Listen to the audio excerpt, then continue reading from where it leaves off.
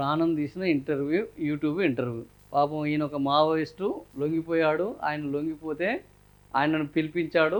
వాళ్ళ నాన్న చావుకి ఈ మావోయిస్ట్ కారణమని యూట్యూబర్‌గా ఇంటర్వ్యూకి పిలిపించి 40,000 ఇస్తానని చెప్పి వచ్చిన తర్వాత బండరాయి తీసుకొని ఆయన తలకాయ మీద కొట్టి వాడిని చంపేశాడు.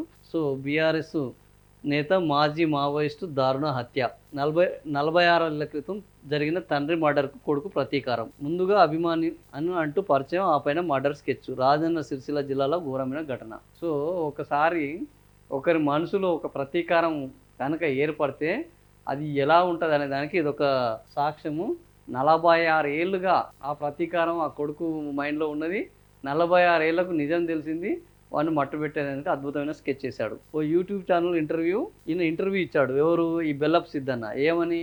మాజీ మావోయిస్ట్ ప్రాణాన్ని బలి తీసుకుంది. రాజన్న సిరిసిల్ల జిల్లాకు చెందిన బెల్లపు సిద్ధన్న అజ్ఞాతంలో ఉన్నప్పుడు పార్టీ ఆదేశానుసారం పెద్దన్న అనే వ్యక్తిని హత్య చేశాడు. సో, మావోయిస్ట్‌గా ఉన్నప్పుడు ఏం చేశాడు? పార్టీ ఆదేశించింది పలానా వాడిని చంపాలని.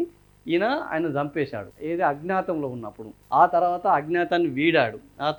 అజ్ఞాతాన్ని వీడిన తర్వాత ఒకసారి ఒక యూట్యూబ్ ఛానల్‌కి ఇంటర్వ్యూ ఇస్తే అప్పుడు ఏం జరిగిందంటే ఇట్లా పలానా వ్యక్తిని పార్టీ ఆదేశాల మేరకు చంపాల్సి వచ్చింది అని చెప్పాడు. ఆ యూట్యూబ్ ఛానల్ ఇంటర్వ్యూని ఎవరు చూశారు?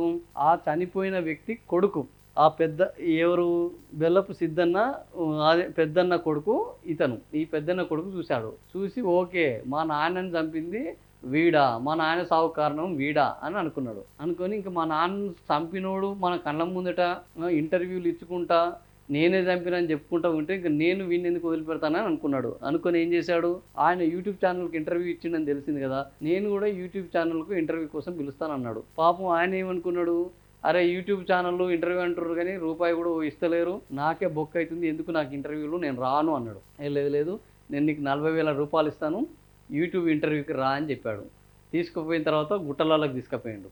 గుట్టలలోకి తీసుకుపోయే ముందు ఇద్దరు కలిసి కళ్ళు కూడా తాగారు. మహానుభావులు ఇద్దరు కలిసి ఒక కళ్ళు తాగిరు. ఆ తర్వాత గుట్టలలోకి పోయిన తర్వాత ఈయన బిర్రకు కళ్ళు తాగిండు కాబట్టి ఆల్రెడీ స్కెచ్ ప్రకారం ఈయన తక్కువ తాగిండు, ఆయన ఎక్కువ తాగిండు, వాడు సోయి లేకుంటున్నాడు. తీసుకుపోయిండు, బండరాయితోటి చంపి పడేసిండు. చక్కగా పోయి పోలీసులకు సరెండర్ అయ్యిండు. ఏమని సరెండర్ అయ్యిండు? వీడు మా అయ్యని చంపిండు కాబట్టి నేను వాడిని చంపాను, నా ప్రతీకారం తీరిపోయింది. సో, ఈ రకంగా ప్రతీకారం అనేది 46 ఏళ్ల తర్వాత తీర్చుకున్నాడు. సో, ఎప్పుడు తప్పు చేసినా దానికి మూల్యం చెల్లించక తప్పదు అని ఈయన కూడా రుజువు చేయాల్సి వచ్చింది, ఈయన జీవితం కూడా.